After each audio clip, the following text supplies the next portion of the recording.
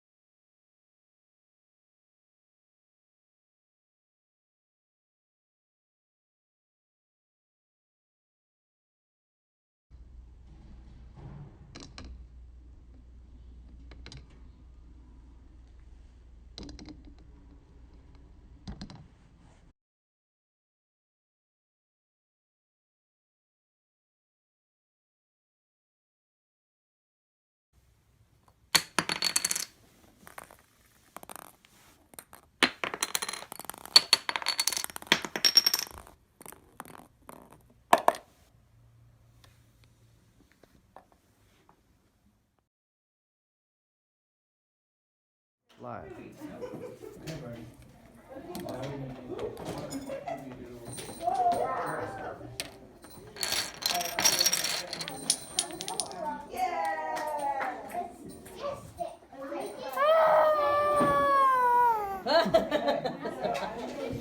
A lot of good ideas.